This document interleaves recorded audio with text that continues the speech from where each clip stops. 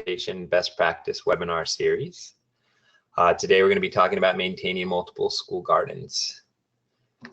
So as a bit of an introduction, the National School Garden Network is a group of school garden support professionals who met at the 2012 National Farm to Cafeteria Conference, and we came up with this idea like, hey, there's so many school garden support organizations across the country. What if we found a way to get together to create better dialogue about the work we do to forward the work that we're doing in our own regions? And we formed a loose advisory group called the National School Garden Network, and I'm going to share a little bit about what we do. If my screen will go forward. There we go. Let me go back one there. So one thing that we've done together as a network is we created a forum. This is an online Google group where we can discuss different topics. And I'm going to jump over right now and actually visit the forum and show you a little bit about how it works briefly. So we have this school garden forum that is meant for organizations or individuals that support multiple school gardens. One way you can engage with the forum is just by clicking on one of these blue links here. So for example, if you want to discuss garden to cafeteria or look for more information related to garden to cafeteria, you can search by that tag or that category, and then all of the topics related to that or discussion topics related to that theme would pop up. Another way to use our forum would be to go up in the search bar near the top where it says search for messages. And for example, I can put in design and search on the topic of garden design. So having this forum allows us school garden support organizations across North America to talk shop related to school gardens. So hopefully you've been on there or you're going to join it and engage with us. Another way that our school garden network has been working together has been through these webinars. And today you're on our Maintaining Multiple School Gardens webinar. Last week we had one on sustainability and finances, and you can see the dates of our upcoming webinars. Additionally, we have links to various archives related to school garden topics on our nationalschoolgardennetwork.org website. If you go there and click on webinars, there are many, many, many webinars you can view related to school gardens and specifically school garden support organizations and the work that we do. Additionally, we try to get gatherings at national conferences where school garden support orgs meet. This summer in Portland at the American Horticulture Society's Youth Garden Symposium, we're going to be gathering after lunch to talk shop and bring together school garden support orgs. And in Santa Cruz in January of 2018, we will be hosting another school garden support organization, Leadership Institute. The application is going to go live later today, so you can check that out. Once again, if you go to the nationalschoolgardennetwork.org, you can find links to everything that we're discussing. So onward. This is our webinar on maintaining multiple school gardens. It is a product of our first school garden support organization, Leadership Institute. And during our institute, we had different key activities that we discussed. One of them was maintaining multiple school gardens. And our working group consisted of myself and Stephanie Kitchler from the kitchen community and Kyla Van Dusen from Captain Planet Foundation. And we're here today to share a bit about maintaining multiple school gardens. So our agenda for the day, we're going to start out with sharing who's on this webinar. And we have Tristana Perkle from the Whole Kids Foundation, who's one of our advisory committee organizations and host for this webinar, to jump on and share a little bit about who we have on our webinar today.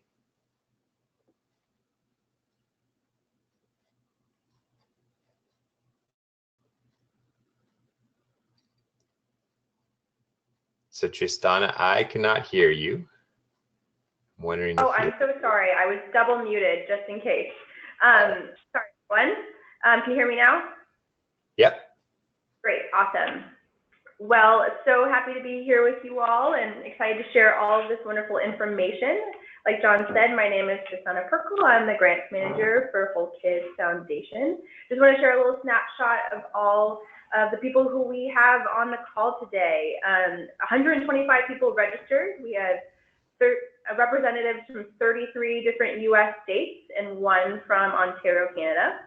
In terms of who are the different organizations and entities here that registered, at least just for this webinar, 53% of us are from a nonprofit, 13% are from a school or district entity, another 13% are from a college, university, or cooperative extension, 9% are from a government organization, either city, county, or state, 8% are from some sort of other category, including farms, parents, and a food service company, and 3% are from a school food service department, and then less than 1% are from both coalition and school garden coalition, as well as a philanthropic organization.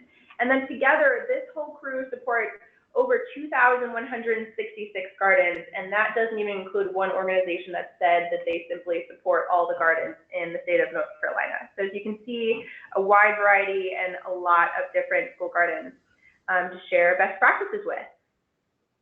All right, thank you, Tristana. So we do have a great network of folks across the country, and that is why we are doing these webinars. So today our agenda, we're going to be focusing on what exactly are we doing to maintain school gardens, the tools and resources that we use, and then we're going to share a couple case studies of how maintenance is performed. And we identified that some organizations empower others to do the maintenance, and some organizations actually do the maintenance. So we'll share case studies related to those two different models, and then we'll have some time for conclusion, kind of next steps where we think this movement is going, and we'll be able to answer your questions. Oh, let me go back here. All right, so on our forum, and linked to from our nationalschoolgardennetwork.org webpage, we do have a best practice document on this particular topic of maintaining multiple school gardens.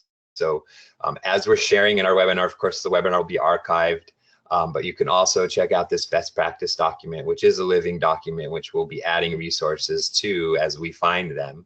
So know that this is one resource you'll be able to find. Of course, the form is there. And during our webinar, you are welcome to ask questions, and we have pauses built into our webinar to address those questions for our particular presenters. So we're trying our best to share as much as possible on this particular topic, and know that all that's being shared on the webinar will be shared on our websites. We also very much encourage you to share. If you have a great tool that you've been using to maintain and manage your systems around maintaining school gardens, that you do so, share that on our forum. All right, so into the content here. So a little bit introduction about myself. My name is John Fisher. I work with LifeLab.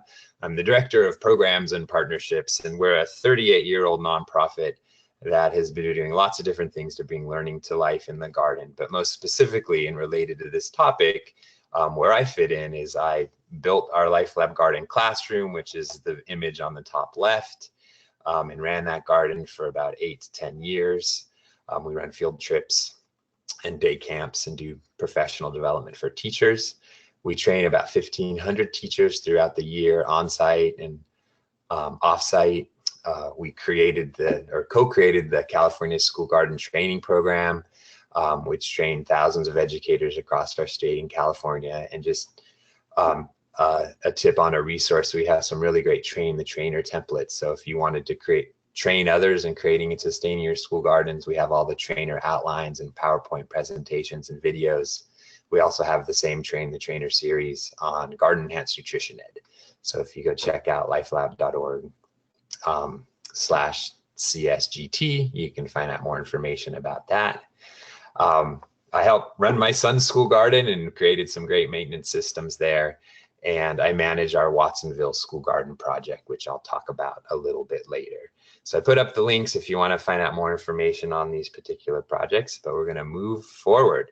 So you know, when I'm looking at school gardens, I've been doing this work for about 20 years. Really, the easiest part is building the garden, right? We get a lot of excitement generated around building the garden. We create a garden. Here's a great example. Top left, you can see a garden that we're working with that wasn't maintained. It was just a huge space of weeds. In a few months, we transformed it into the garden on the bottom right-hand corner. So that's the easy part. We get these gardens going, but then the hard part is doing everything we need to do to support these gardens.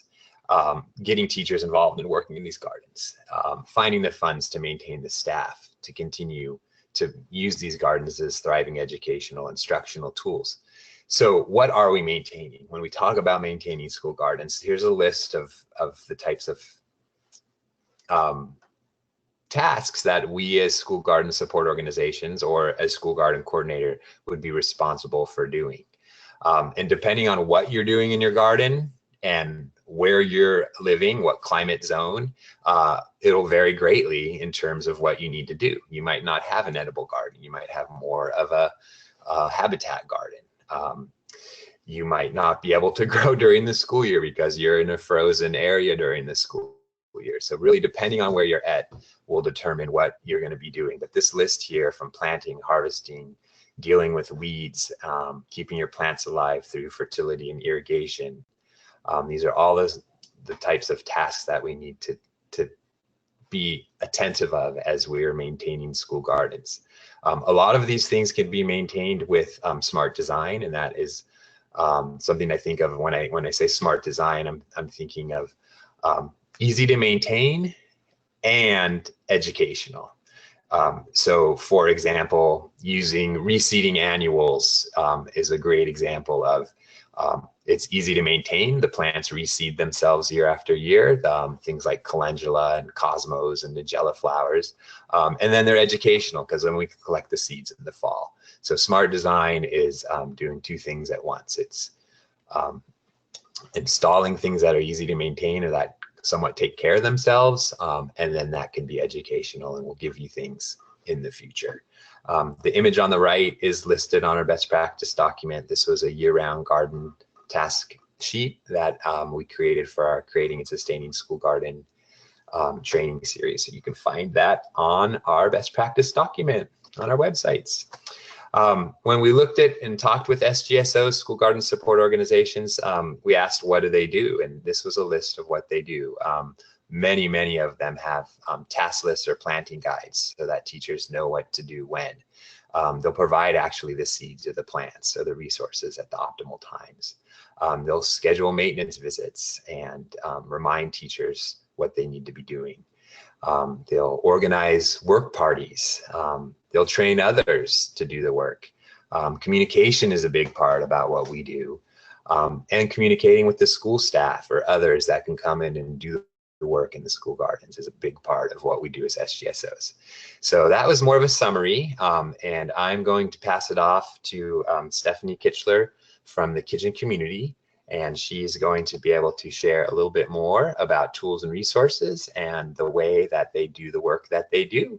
I want to remind you that you can pose questions in your question dashboard. It's on your right-hand side of your screen, or it should be, and there's an area where you can post questions, and we'll be revisiting your questions throughout the presentation. So I'm going to say bye for now and hand it off to Stephanie. Awesome. Thanks, John. I am just getting my screen going.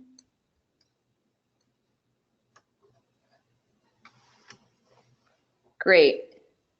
So hey everyone, my name's Stephanie Kitchler, and as John just said, I work with the kitchen community. I've been with the kitchen community for about 3 years. We've been a nonprofit for about 6 years, since 2011. And currently I'm serving as our national education manager. So I really work on our education and academic programs. But I'm here to talk a little bit about what we do, not only as a kitchen community, but also share some tools and resources that we learned about during the SGSO Leadership Institute last year in Santa Cruz. So stay tuned for the case study. And for now, we're gonna dive into some tools and resources. So you'll see first up, we have communication tools right here. To give you a little bit of what's to come outlook, we're gonna be talking about communication tools and planning tools. And then we'll also jump into resources to support garden work days. We'll be talking about more tools and resources as Kyla and John continue to present as well. And then I wanted to also point out one more thing. down in the bottom of your control panel, Tristana uploaded a handout, and that handout does have a PDF of this presentation. If you guys are interested in following along on that or referencing this later, I noticed that while John was presenting. So first up, tools to support communication. We all know communication is vital to the success of a school garden. There's really two types of communication that have to happen. There's communication within the school, and there's going to be communication between the school and the school garden support organization. So first, let's chat a little bit about communication within the school. This can be done in a variety of ways. Some schools prefer to have a communication stream that's done digitally. So you'll see I have an example Trello board up here. This is actually a project management tool that we use at the kitchen community. I know Kyla uses over at Captain Planet, but it's also something that a school internally can use to manage what type of maintenance needs to be done, when things need to be planted. You can set due dates to it. You can, mark them when they're completed. It's a really neat tool. It's free and easy to use. You can also download the app on your phone to have greater access to it, which is really nice. Another tool that you can use that's going to be on a more digital front, a little less project management focus and a little more design your own. The whole Google suite is going to be a great communication tool. This is an example from Somerville, and this is just a really nice Google sheet that's been turned into exactly what they need to. Down here you'll see track their maintenance, take note of when it needs to happen, where it needs to happen, who's doing it, when it's completed, and then they can assign a priority level to it. So the Google Suite makes it really easy to design your own communication tools and then to share that out amongst the fellow team members or teachers at a specific school.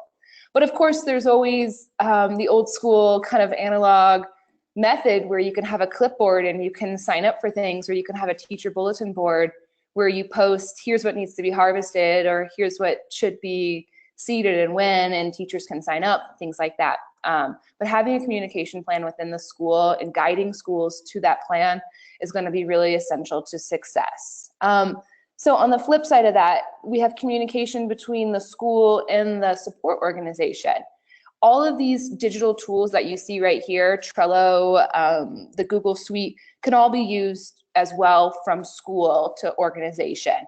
Also, email becomes a huge communication tool, just the back and forth. Email, phone calls, text messages, depending on how well or how much information you want to be passing back and forth. The other thing that I wanted to point out, if you are an organization that's maintaining multiple school gardens, or maybe you're a teacher that's a garden lead and you're trying to share out with a bunch of other teachers how to plant something, how to harvest something, how to use something in the garden. I have a little snapshot from a YouTube library here. It's actually the kitchen community's YouTube library, where we make videos, we upload them, we'll provide the school with potatoes, but then we'll share this video alongside of it, really putting them in the control of, okay, I now know how to plant potatoes. I've watched this video, I have the potatoes, let's plant potatoes. So YouTube can be a really great communication tool within the school, and then within the school communicating with the organization as well. So tools to support communication right here. Next up, we have planning tools. So planning is also extremely vital. It goes hand in hand with communication. There's really kind of a gray area where they overlap a little bit. So let's talk about two different types of planning tools. It's a very simple example that I have right here. The next two samples I'm actually going to show, along with a multitude of other samples, you can find in our best practices resource document. They're all just linked in there as PDF links, and you can access all these wonderful planning tool examples, because there are just tons out there, and lots of different organizations have their own kind of way to share how to make a plan for the garden. So this one's from DC School Gardens. It's an infographic, so it's very visual. It's very straightforward. You're gonna have your veggies listed down the side. You're gonna have your months across here. It's kind of hard to see, but you have recommended varieties right here. A school can add in their own notes here. And then they're gonna have just kind of a sliding scale right here showing in the orange when schools should start the seeds inside, in green when they should plant them outside or transplant them outside if they started them outside, and then the blue when they should be harvested. And so the great thing about this is designed for DC school gardens, so it's regionally applicable, and it hits all the seasons, suggests the varieties that are good for growing in DC. And then let's say Miss Johnson harvested bok choy. She can make a note in here, I harvested bok choy. They can even say what bed, so that note section is really nice there. So just one example of a planning tool that can be used as an organization. It's really best to kind of get inspiration, take a look at what's out there, and then design what's going to work for your region or regions and what's seasonally appropriate and the school year as well. I really love this next one that we have sampled up here. It's going to be way less visual, but it's going to have a ton of great content in it. And I like that it's clearly aligned with the school year. The first day of school, this is what you should be focused on or start thinking about. This is what needs to happen. Not only are they including the same information here about what to start, what to transplant, what you're looking for, what you're seeding, but they're also going to add in more information about maintenance. So if you planted this, you should be doing this. Go ahead and do a soil test here. Look for this. It's a really great sample. This document itself is a handful of pages, and we do have that full document in our resource library, or our resource document that we'll be sharing with you guys. So Let Us Learn over in North Carolina did a really great job with this. And I really suggest you guys take a look at this and hopefully get some inspiration. So two different types of really, really important communication and planning tools right there.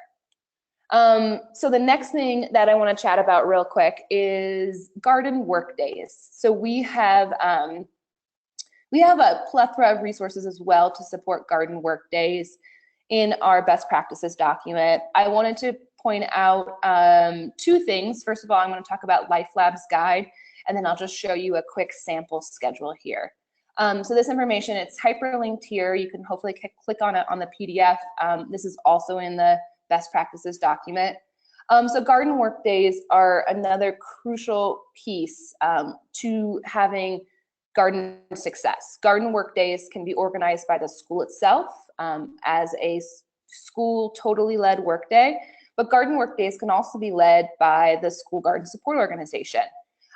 They can be led to get a new garden installed. They can be led to plant a new garden, back to school. They can happen during a harvest day or something like that. They can really happen at any time. Maybe your school was given fruiting trees and you want to go ahead and install an orchard. So there's lots of different times that you can use and implement a garden work day. So once you've decided that a garden work day, either at your school or as an organization at a specific school, needs to happen, you would want to promote the work day, recruit volunteers. Volunteers are so crucial to the success of a garden work day. You'll see in this photo over here, we have students here. This is a Saturday work day down in a school in Atlanta, and there's parents here, there's teachers here, there's community members here, there's other folks from school garden support organizations here, just a whole crew of people out for this garden work day. Step 2 is to make it fun, but also make it productive. Nothing's worse than having a work day where it just kind of feels like you have to trudge through the whole day. Make it fun, make it exciting. You'll see a sample of a schedule, and you'll kind of see the fun come out of it. And then, of course, run the work day, make a schedule, and based on who's there, assign the right tasks, choose the right tasks. So with a group like this in the photo, you can see that there's a lot of adults, there's a lot of big kids as well. So if you need to be doing construction or carpentry or tree pruning, things like that, those are going to be for your big people. You're going to have tasks that students or young people are going to be best at, which is going to be, weeding and watering and seeding.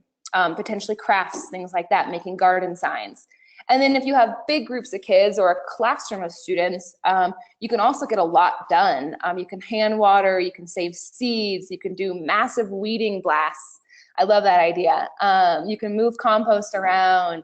You can move a lot of soil and compost in a short amount of time with a big group of 4th graders or 5th graders. So this information in a greater detail is all available on Life Lab's website. And that link, like I said, is in the resource document. And then it's linked right here as well. So here's a quick sample. This one's from Captain Planet Foundation. And this agenda was just simply made on Google Documents. We have a couple of samples of garden work days in our best practices document, so be sure to check those out. One thing I want to point out here is that, you know, there's distinct time for arrival to sign in. They're taking a before picture so everyone can see the before and after, but also they're infusing it with not only, it looks like a corporate sponsor, but also some really cool people, the Pittsburgh Steelers.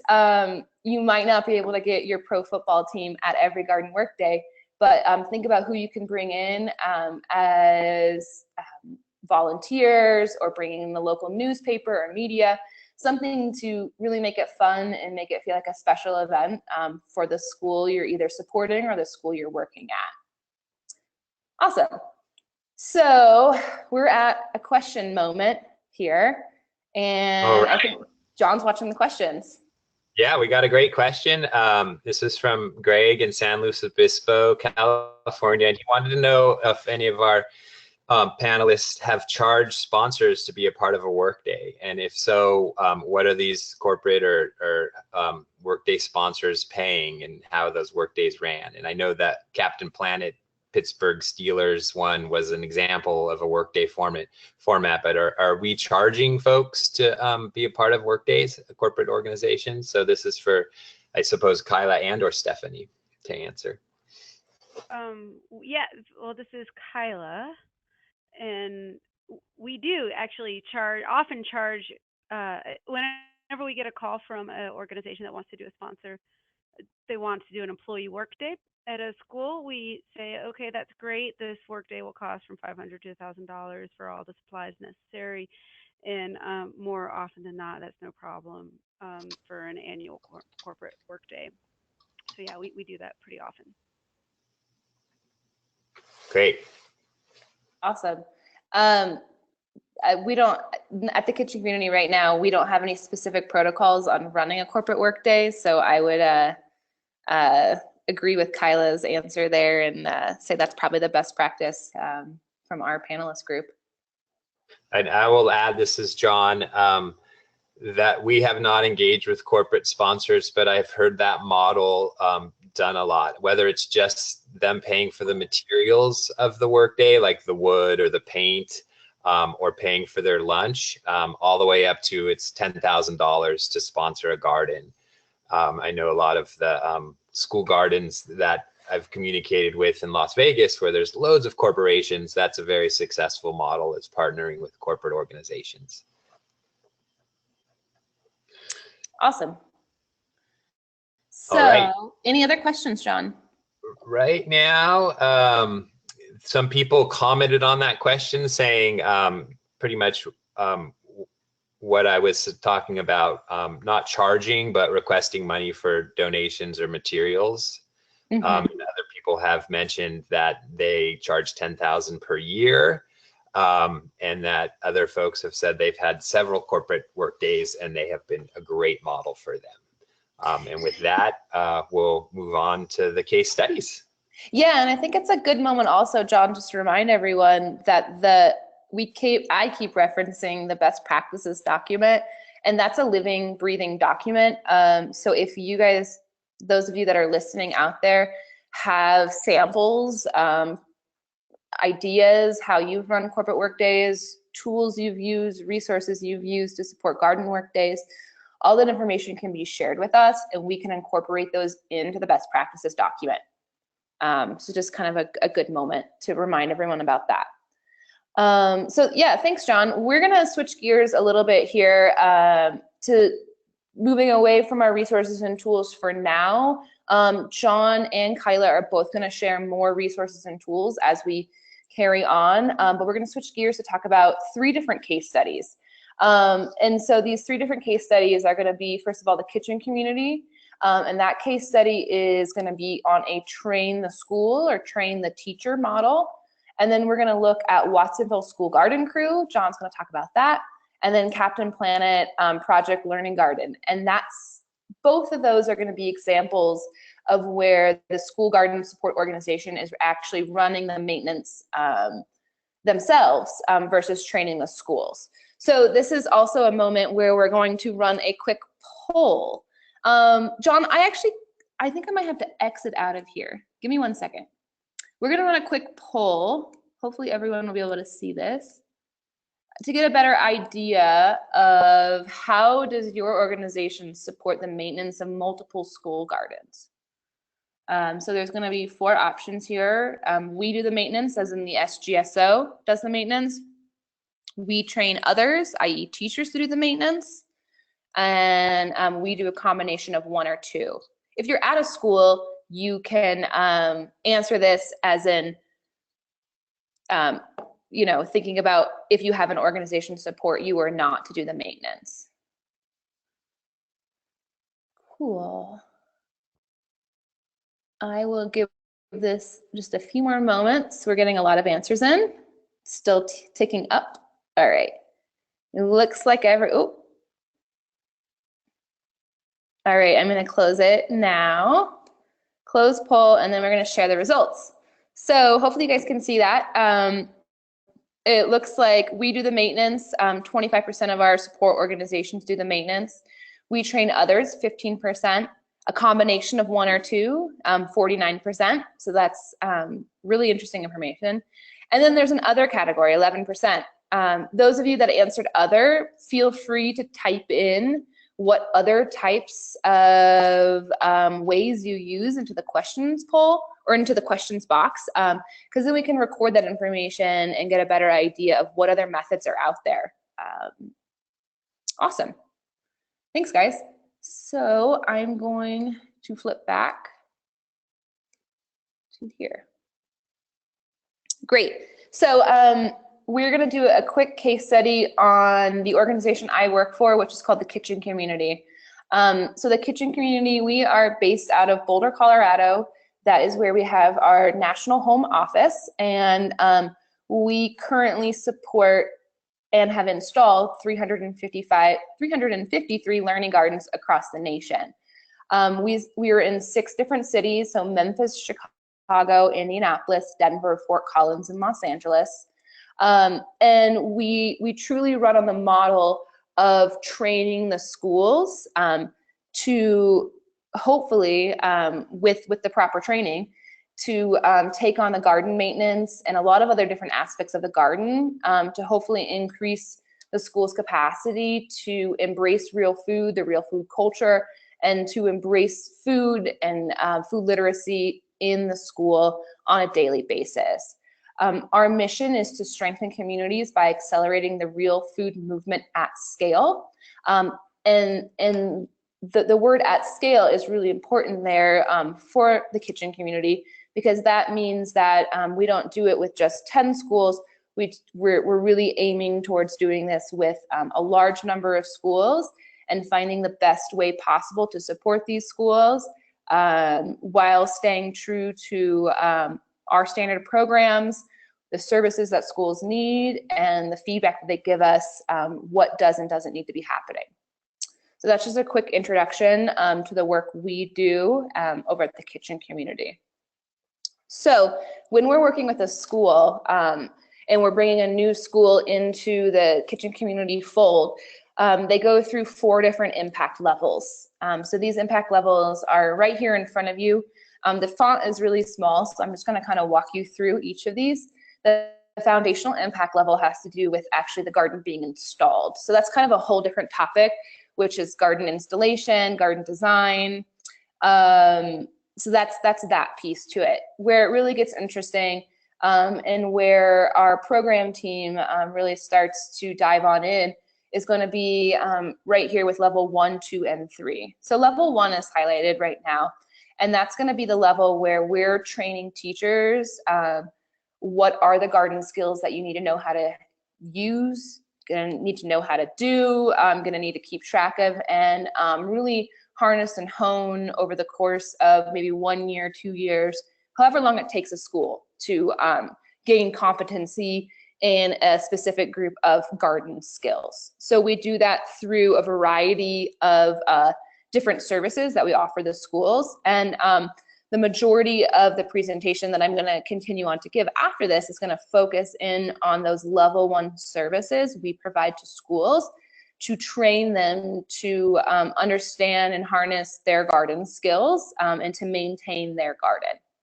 Once a school has shown competency and is really, grasping level 1, they'll be transitioned to a level 2 school. And that's where they're gonna focus in on integrating the garden into school-based curriculum or academic curriculum. It's hard to do a curriculum in a garden if nothing's growing or it's full of weeds or you don't know it's growing. So we see the parallel going from level 1, learning how to maintain your garden, to going to level 2, starting to integrate it into the daily life in classroom. And then we have level 3, which is going to be where the school is really taking the garden that we've installed and they're running with it in a whole different, variety of ways. They could be running an after-school farm stand.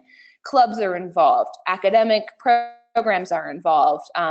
There's harvest days. There's garden work days. So they've really created a real food community, and they're embracing that each year.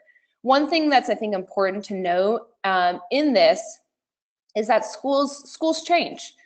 Between level 1, level 2, level 3, schools go up and down, and we adjust our levels based on what's happening currently at that school.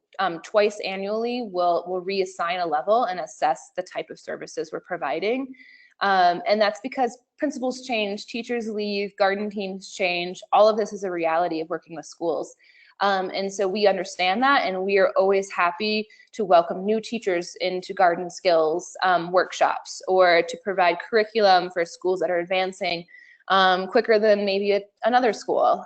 So that's how we move through schools, but there's no drop off of services because things always change. Awesome. So one of our core pieces of level 1 schools, the services they provide, and all of our schools are welcome to attend workshops. So what we've done at the kitchen community is we've identified these 5 different core gardening skills.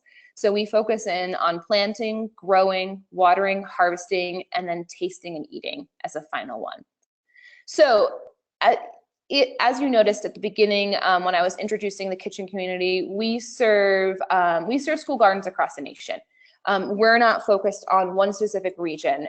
If we were focused on just Chicago, it would be a different structure to how we can run workshops, because we would just have one region with one seasonal climate and one school year calendar, things like that. So we work with our regional program teams that are placed in each of these regions. So we have a team in Chicago, a team in Memphis, a team here in Colorado, and they design and host seasonal garden skills workshops. They'll do about 4 per school year. And what they'll do is they'll select seasonal skills, the skills you see over here, the core garden skills. They'll select what's seasonally appropriate and put those into their workshop. They'll provide an annual garden plan, which I'll show you guys in a moment. It comes back to that planning piece right here. They'll distribute resources, so they'll actually give out seeds or seedlings or compost or water keys because they're lost. And then they'll also do demonstrations. So whether this is how to seed peas or how to harvest spinach, if it's a late spring workshop, they'll do demonstrations. They'll also do demonstrations on our tasting and eating core garden skill. So they'll make simple recipes, no cook recipes. They'll make a slaw with radishes and beets, which is really exciting. And then all of this is a time for schools to network. Schools or teachers that are new to the gardening world that are just honing in on gardening skills, it's a really great chance for them to realize and touch base and say, hey, like you were having a problem with this, I was thinking about this. We learn a lot from talking to our teachers and letting them talk. And so it's always a great opportunity to provide a networking opportunity during our workshops. Awesome. So that's one service we provide to all of our schools, and we focus that service on level 1 schools. The next service that we provide our level 1 schools is a chance for the kitchen community to come out and work one-on-one with the school.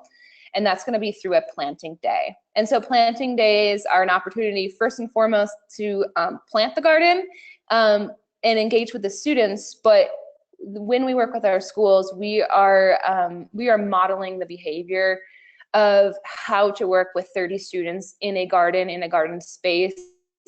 We have a lot of tips and tricks. We use like these fun planting strings and how to hand water with a class of 30 students. And so we show the teacher these skills and this kind of knowledge base, so they can start transitioning towards thinking about how can I run a planting day on my own.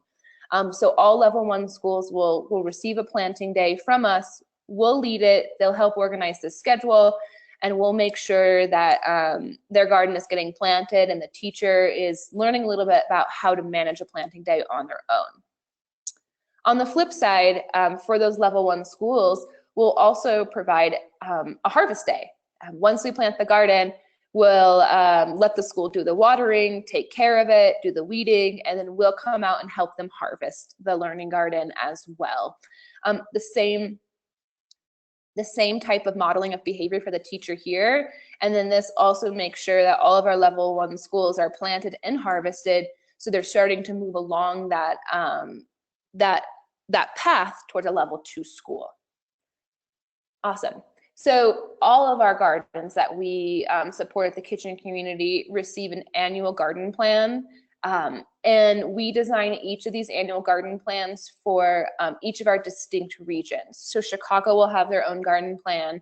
Memphis will have their own garden plan. And here at the home office, we work with our regional teams to make sure that what is in the garden plan is exactly what is best fit for the school year, the season, the varieties, things like that. So we give a visual layout, and we kind of try to make it fun and colorful. A lot of broadcasting will happen when we're planting our gardens. This is an example of a salad garden layout for the spring. It mirrors what they're seeing in our learning gardens here, which are these raised plastic modular beds. Each garden design is a little bit different, but you'll see it's an actual outdoor classroom here. But they'll match up the beds and go ahead and plant the seeds where they're seeing kind of the mirroring between the map. And then we'll give more information specifically about spacing, when to harvest, how long it's going to take to grow, when they should plant. And then it flips back to also the importance of potentially a YouTube channel or something like that. These are QR codes right here that our teachers can scan from their annual garden plan and say, okay, well, my annual garden plan says to plant radishes. I'm trying to do this for the first time on my own, and I kind of forget how to plant radishes. So they can scan this code right here, or they can just navigate to our YouTube channel and they can find a video on planting radishes, which is pretty awesome. So that's our annual garden plan, and all schools receive this service as well, and it's something that's regionally designed for each of our specific regions. Awesome. So what I haven't discussed is how we actually advance schools forward. And so I think that's a really important point to bring up is the goal is to push schools towards self-sufficiency, towards maintaining their own school garden, because that is why we're providing all that training and all that hands-on one-on-one support in level 1. So all of our level 1 schools will receive a staff introduction to the garden, and that's where we really try to bring the full staff out to say, this is your garden team, this is what it is. Trying to just make the school excited, encourage the excitement, and introduce the garden in a way that makes it approachable for all the teachers. And then once we're really starting to bridge that gap between level 1 and level 2, in lieu of having maybe a specific planting day there, our regional staff we'll have one of two meetings or both meetings with a garden team at a school. They will meet with them to specifically review garden skills. So remember, this is how you water, this is how we plant, here's your seeds. Or we'll have a planning meeting with them where we're making sure they have a good plan for their planting day or harvest day. And it's a little bit more of kind of a sit down and make sure that everything is hashed out and all the T's are crossed and the I's are dotted. So that's how we advance schools forward. So that bridges the gap between level 1 and level 2.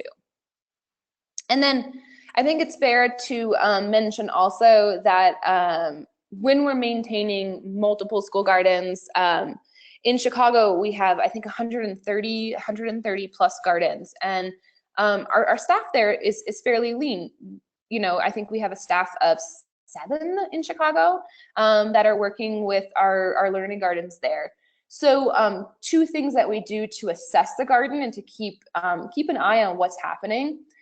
All of our level 1 schools who have received a planting day from the kitchen community will receive a post-planting day follow-up, an assessment, kind of visual assessment. So this can be done in one of 2 ways. Maybe one of our educators is driving by, can swing through, see if things are growing. Hopefully things are growing, hopefully they're being watered. We can also ask the teacher or the school to share us a couple of photos, just, quickly from their phone. And then we can get a visual assessment of, yes, the seeds germinated. Let's go ahead and plan on scheduling a harvest day in an appropriate amount of time. If we've noticed that something hasn't germinated or the garden isn't germinating after a planting day, we will work with the school to either get them new seeds or to offer them another planting day. And then for all of our schools that we serve, we provide an annual garden assessment. And this goes beyond just assessing the growth of the garden. This is looking for maintenance issues, irrigation issues, there's rust on this, or this component is loose. And so we work with our project management team to do that annual garden assessment to make sure everything is still safe and in working order for all of our learning garden schools. Awesome. So it's time for questions. And I'll just leave this slide up as something more exciting than the question slide. All right, so this is John. So Stephanie, there's a couple questions real specific to your program, and I'm gonna let you answer them in the question pane for a question at a time so we could move forward to Kyla, but it's just related to exact program model questions. So I posted those questions for you to answer, and you can just find those and answer them. Awesome. And so we're gonna change on over. Thank you, Stephanie. Yeah, thanks everyone.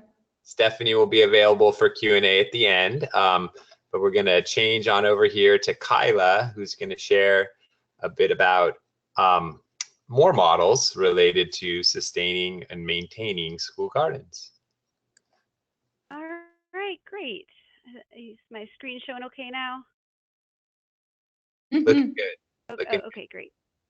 All right, so I'm Kyla Van Duzen. I work with Captain Planet Foundation based in Atlanta, and I manage our Project Learning Garden program. And like the kitchen community, we work with a few hundred schools across the country, mainly in Atlanta and California, but we're in a number of other states at this point. And we have a school garden summer maintenance internship program in Atlanta where we work with a number of interns every summer. This will be our 5th. I'm pretty sure our 5th year doing it. And they get a stipend for maintaining up to 10 school gardens each throughout the summer, visiting the gardens once or twice a week, mainly they're watering, weeding, and harvesting, and then donating the harvest to local food shelves if there's no one at the school there to receive the food. And they also do work with school volunteers throughout the summer and help train folks at the school in basic maintenance tasks. So we've covered anywhere from 40 to 70 total schools in the metro Atlanta area every summer, and we definitely work skill development and team building into the internship. So $1,200 stipend isn't much, but a lot of our interns have, I'd say most of them have gone on to do really amazing things and gotten great jobs in this area. So it's been a great development, professional development internship for people interested in school gardens. We do require our interns to use their own personal vehicles, and we reimburse for gas on top of the stipend. Um, in addition to the interns that we pay the stipend for, we also have worked with LEAF interns from the Nature Conservancy who are high school graduates, recent high school graduates, like these two folks in the green shirts in the picture. And that's their manager on top there. She's our operations manager, who runs the whole thing every summer, Ayin Chike. And they have had a summer's worth through the Nature Conservancy of land conservation work the summer previous to working with us on school gardens. And then we've also worked with workforce development. The Mayor of Atlanta's workforce development program, and basically teenagers can work for the city at local sites all around Atlanta, and the city pays them to do that work, minimum wage, and also brings them through a workforce like resume building and other work skills development program. So with those, we tend to keep the workforce development interns at one site because they're mostly traveling by public transport. And it's really great to have that relationship with the city. Many cities do have the workforce development, so it's just, about probably right before the winter holidays is a good time to connect with them about getting signed up as a summer work site. All of our interns have a bunch of tools that we provide for them for the summer. They're listed here, and I just wanted to show a couple of images of the ones that we find important and aren't always considered. We love this utility trowel or garden utility knife that's got the serrated edge there and then the sharp blade on the one side. It tends to be it's a great transplanting tool, harvesting tool, but it's great for weeding, which happens. There's a lot of weeding in the summertime. The four-way silcock or water key there is essential for turning on water at most school buildings. And then we include a wire brush to clean off tools before they go back into the car and help maintain the life of the tool. And we really like the folding crates for harvesting, especially soft-bodied fruits like zucchinis and tomatoes. Helps them to get them to the donation sites. We also make sure that that all the interns have a first aid kit on them that's all stocked. We refresh that whenever necessary.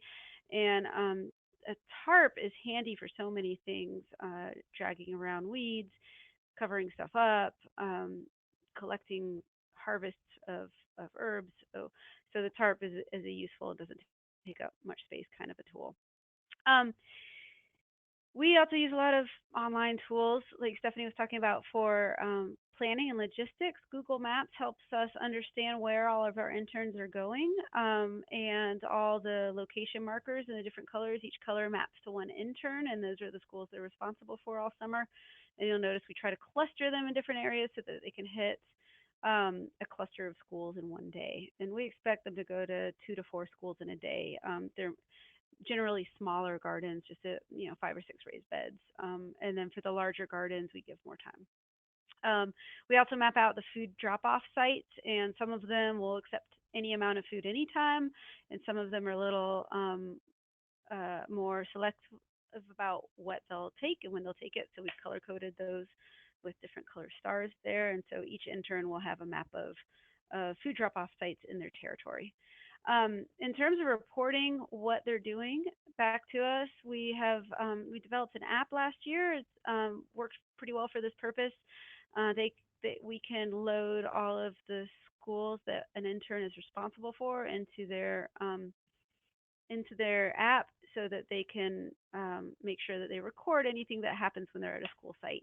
And then on the far right side of the pane there, where you see the Briar Vista Elementary, that's what we see on the back end on the desktop version of the app.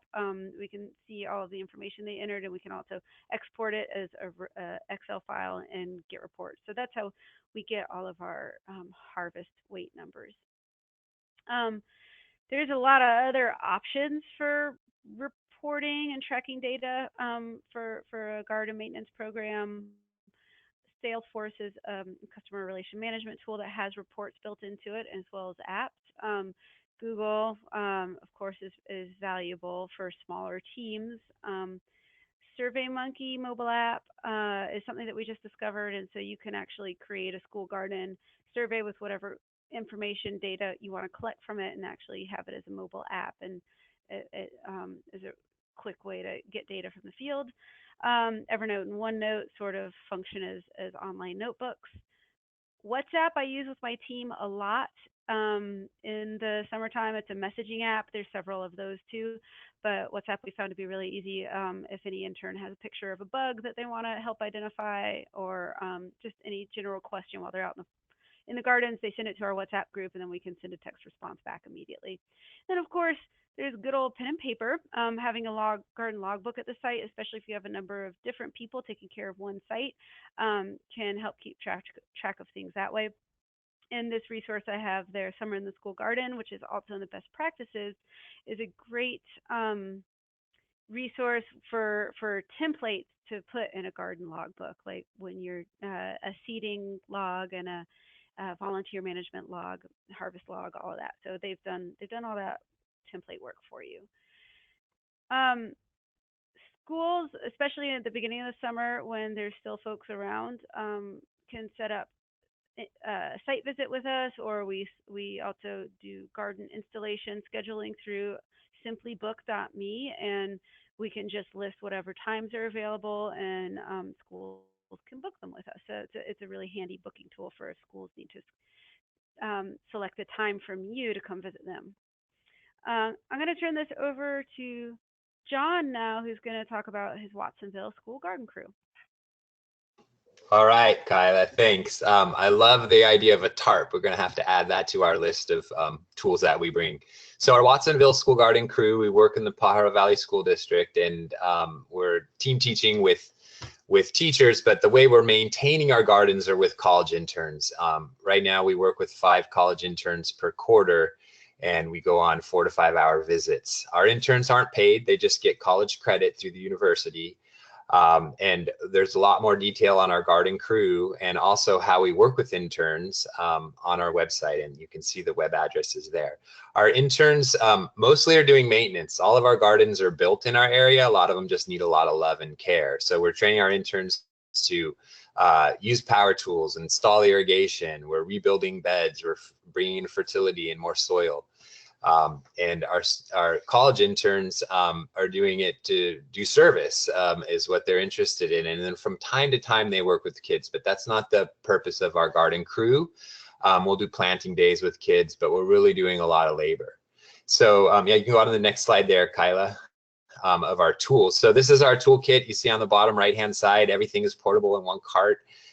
We have an irrigation repair kit. I listed my favorite things. So the irrigation repair kit, so that we can just like fix anything or replace batteries on any timer and get their watering systems going in California. That's really important. Since we do have older gardens, we're rebuilding and repairing. We need power tools, so we bring power tools with us. Zip ties and twine are some of my favorite tools. I always have a bag of plastic or cable zip ties. And then, of course, we have the standard things: gloves, trowels, hand pruners. Other things, tools, more like digital tools that we use. Google Draw has been great. We'll take a satellite image off of Google Maps, and then we'll draw out a map with Google Draw, which is just an online illustration tool. And we use those as communication tools online and as print copies in our garden sheds. And YouTube, as others have mentioned, has been great. With an Android phone, you can shoot and stop video and then start video, and you don't have to do any editing. So you can make a whole long message of what needs to be done in the garden just with one cell phone, walking around, starting and stopping, explaining the tasks that you need to do. So the last great tool that I found is the folding wheelbarrow, the folding cart. We don't have a truck, so having a cart that could be more compact is huge in terms of getting to a site and unloading and loading materials. So that's about it. You can go on our website and look for more, and Kyla's going to continue the show. All right. Do we have a moment for questions before we run into our conclusion? Do we have anything we want to answer now, John? Why don't we save those for the end, because they're going to be related to what you're going to continue to share on. Sure. All right. So to conclude all all of these ways and means that we use to manage multiple school gardens. One thing that is really bubbling up is data management tools, and we've named several of them throughout this presentation. And I want to come back to just defining what a customer relationship management system is, what project management is, and how those two can be used separate or together. So the CRMs help you to manage contacts and communications, and the examples are Salesforce and Zoho, eTapestry, Razor's Edge.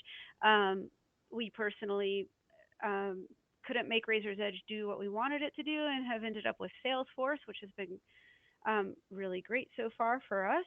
I have used Zoho in the past, and that's easy, and you can use that for free for a certain amount. And a lot of these are available. I think Salesforce is available for free to nonprofits. It's just loading the data in that can cost money. And project management tools help you figure out how to start and implement and finish a project. So project management tool is something that you would set up for maintaining your gardens for the whole summer, and all the tasks and milestones that would be involved in that. TaskRay is the one that we're using that integrates with Salesforce. Asana, Trello, Basecamp, all of those can be used, and they often will integrate with some of the bigger CRM systems. So I think you could probably integrate all of those with Salesforce or Zoho for sure. So that just means that if you're managing a process that's connected to one of your schools, you could communicate with your school about that process through the CRM. It's a bit complicated to set up, but once it's set up, especially if you've got multiple people working with multiple schools, it helps you to track what has happened at each school site. So everybody, if there's 5 people that interact with one school site, then they're each keeping track of their interactions through the CRM. Anybody can see all of the interactions with that school site, no matter who has had the interaction. So we're finding these really useful as we grow, and internally, and then of course externally. The most important thing is to get school districts to and individual schools themselves is to slowly pick up some of the responsibilities for their school garden. And it's tough because there's no school garden position generally written into the budget, so it's usually stretching them beyond their means. So one of the things I think Stephanie outlined really well was the capacity building they do at the school site level in terms of taking their schools through the different levels before they graduate them out. And also, when working with a number of schools in one district, it's important to understand if there is site-based management at that school or if it's district-level management. And that means that site-based management is that individual principal pretty much has final say over what happens on that school grounds. So if you want to tear up the football field and put in a fruit orchard, all you have to do is get the principal to sign off on that. And then where you have district level management, then you have to go up through the bureaucracy to get permission to do things like that. And there's pros and cons of either one, but where you have district level management, you do have the opportunity to work with the facilities department at the district level to help maintain these gardens. And I think where I've seen this work best is where facilities staff had understood their role in maintaining facilities was in the end to support student learning. So if they understood school gardens as a tool for student engagement and student learning, they were really happy to support school gardens and within the means that they had available to them. And I think where facilities is not brought in, and I'm sure you all know this by now, but if they're not brought in, they just see a garden appear and they weren't consulted about it, and it does not leave a good taste in their mouth, especially they might know that there's going to be a building built there next year, and the principal might not have known that, and then they have to be the bad guys and come knock down the garden because they already had the building plan. Nobody knew. So communication with facilities can really help establish a sustainable school garden program, and the best of all possible worlds, you have some districts where facilities managers are actually getting some training on working with school gardens. Stephanie also talks a lot about the corporate work days, and those are an important piece of the schools developing their own community support network. And I think our job as school garden support organizations is to help schools identify beyond us who are the local folks in their community who can participate in supporting their school gardens, from the master gardeners and extension agents to the school's business partners, to restaurants and chefs who might be interested in supporting the school with taste tests and 5% nights at the restaurants, and those are something. If we're with a school for 1 to 3 years, we can help them develop a school garden committee and work with that committee to identify and develop those other relationships, so that they've got a robust network. And then finally, I think we're all starting to see school gardens pop up in job descriptions at district levels here and there across the country.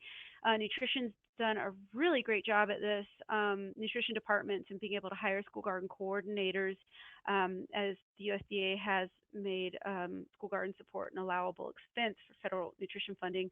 But some school districts have put a science teacher on special assignments to support school gardens. A couple of examples of that, where they have become the district school garden coordinator. And one example I know has 8 schools, and a science teacher is half-time school garden coordinator and half-time science teacher, and one with 100 schools, and then they've got one teacher assigned to work with those 100 schools on environmental education, with school garden being part of that.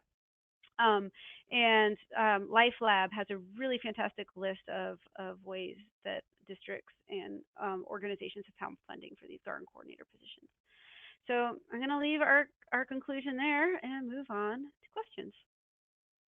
All right, thank you, Kyla. And the first question I want to pose directly to you, Kyla, it's an easy one. They want to know, how old are the interns that you employ during the summer are? Are they high school or different aged? Sorry, I'm clicking the wrong thing here. So we have a range. The ones that I showed you the pictures of, the LEAF interns, they are high school graduates. I think that was their first year. That was their second year out of high school, because they came back from college to work with us for a second summer after their first summer with us. And then the workforce development are high school or recent high school grads, or in some cases high school dropouts. And then with our interns that we pay the stipend for, it has been a full range from recent high school grads to recent college grads to people looking to do a career shift who are in their 30s. So we see a broad range. So it's either people who are interested in it starting out, or who are looking to switch their career. All right. So we do recognize we ran a little over time, and some folks have jumped off. For those that stayed on, thank you. We're going to go through a few more questions before we conclude.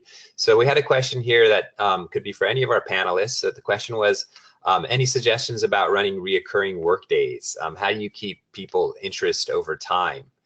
And I guess I'll start. Our work days at one of the gardens that we run, and the other gardens we're trying to create this, is just have 2 annual work days, spring and fall. The person that asked the question, they do monthly work days. So I'm wondering if Kyla or Stephanie have any insight on keeping people's interest in multiple work days over time.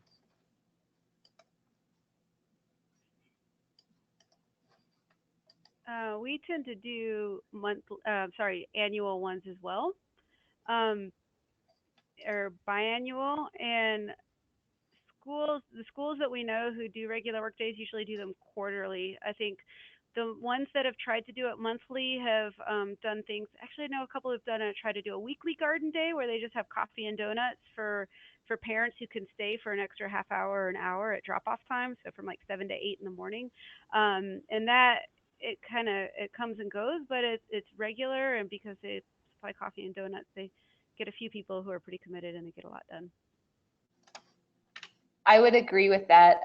The biannual workday, so hitting the 2 core seasons of the school garden growing season, so a fall planting day, a back to school one, and then kicking off your spring garden, are really great work days to focus in on.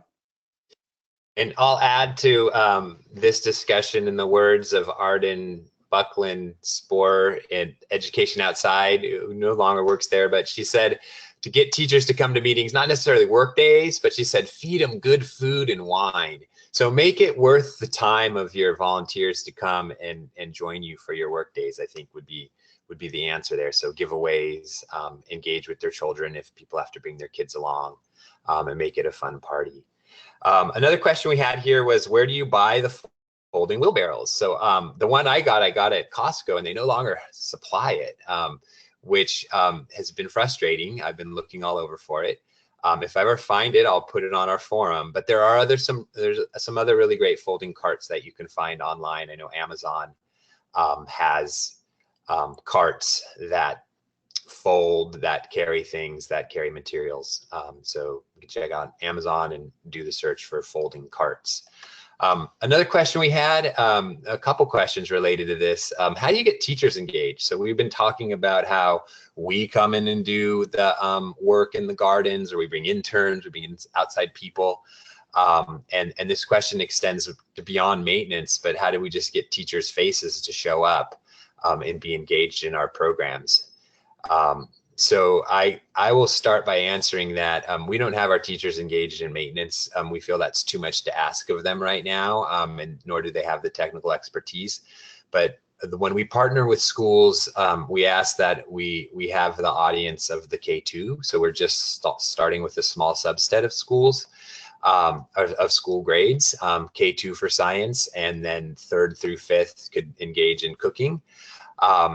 And we ask the teachers, or excuse me, we ask the principals for PD times. So every school differs. And what we've been finding works is after school PD time, where the principal pays for them to be at the PD. So we're building it into the PD where the teachers are paid to attend. So Kyla or Stephanie, how do you get the attention of teachers for maintenance and or just showing up to garden type activities? Yeah, I'm happy to kind of answer it on kind of a logistical side and kind of a fun side as well. So because we are going in with really big numbers in each of our districts, we'll start at the district level to kind of do the same thing John's doing, which is make sure that the time they spend with us hits PD requirements so they can receive professional development credits for those workshops or trainings or garden skill type meetings. The other thing that we do when we're facing with teachers and we're having a workshop, we get teachers to come in to interact with us because that's where they actually get their resources. We found that to be highly engaging is come get your free seeds here today at this workshop. So that's the main way that they're going to actually get resources, hard resources from us. And so that's a great way to get them to come in. And then of course, making it fun with food and snacks and activities to make them laugh and not feel like they're, that it's something enjoyable, and it kind of becomes a network and a culture of teachers, and they're excited to see the teachers from other schools and excited to see us as well. Kyla, do you have anything to add on that one? Getting teachers we to actually, yeah, we write that into their grant acceptance letter. So in order to get the Project Learning Garden grant from us, the administrator, the principal at the school has to agree to release one teacher per grade level out for a full day workshop at some point during the school year, and cover the subs for that. So that is the school's commitment to the program, is covering subs for that day. However, we have been working more and more with district administrators to time our workshops with professional release days and have that be part of their district professional learning. So we do that both ways. But yeah, we make it a requirement for them to come, and then when they come, then they get all of their program stuff. Wonderful. Well, we'll close with one last question, which might have been addressed as we were presenting the webinar, but organization asked, how do you manage your volunteers? If you have a large amount of volunteers, what kind of software or tools? Is it Google products, or where do you go beyond Google products, let's say, to manage groups of people? I had looked into Hands-on Atlanta offers this service to member organizations. So Captain Planet Foundation could join Hands On Atlanta, and we could either list all of our work days through Hands On, and I know other garden organizations that do that in Atlanta and get all of their work days filled that way, or we could use their volunteer management software ourselves to do that and just open it up within our networks.